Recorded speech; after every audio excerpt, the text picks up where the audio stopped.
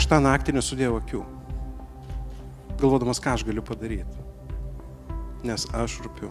Atsiranda kontaktas tarp mūsų. But there's an obsession in the HR world with best practice and benchmarking. Mes šnekam, mes turim ką pasakyti. Nežinosime, kodėl einame į darbą, nes tai bus mūsų gyvenimas. Aš nesu tikras, ar tikrai visi galvoja, nes pokytis realiai visada sukelia mums problemas.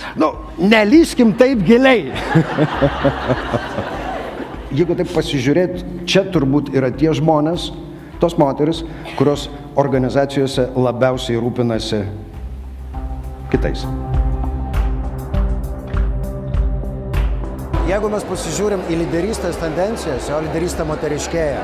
Bet paradoksas didysis yra tame, kad moteris atėjusios lyderiauti, vadovauti, suvyriškėja. Paradoksas. Geriausias HR-as yra tada, kai jo nėra. Tai yra tada, kai mūsų nėra, kai mes nematomi, bet viskas vyksta. It was fascinating for me to see what kind of community you are about to create here. Man kas patiko, tai kad ta lyderystė, bent taip kaip šiandien pristatoma, tai turi tokį platų spektrą nuo tokios kovinės ir agresyvios.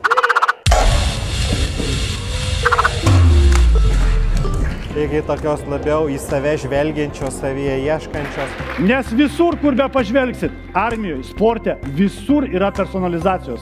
Visur yra lyderiai, paskui kuriuos seka žmonės. Elkis su kitu taip, kaip nori, kad su tavimi elgtųsi. Ir žinot, aš jums pasakysiu, tai yra didžiausias pelną nešantis veiksnys.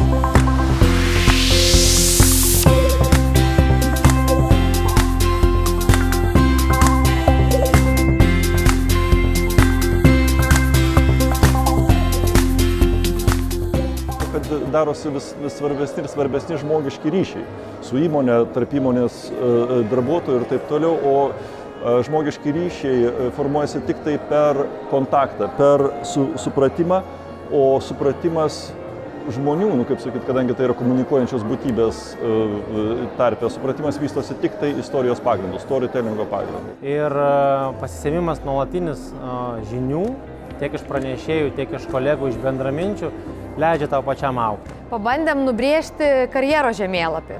Ir iš tikrųjų labai džiaugiamės, nes net nesitikėjom tokio susidomėjimo.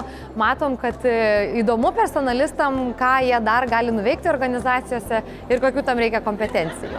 Keičiasi laikas, keičiasi poreikiai, keičiasi situacija rinkoje ir reikia visiems būti pasiruošusi ir žinoti, kas mūsų laukia. People are going to use more and more their smartphones and computers. IT is everywhere.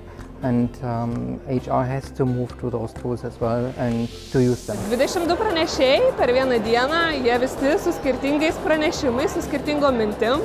Ne su visom sutinki, bet ir tos, kurios atrodo netinkamos tau, duoda kažkokią mintį, ką gali daryti kitaip.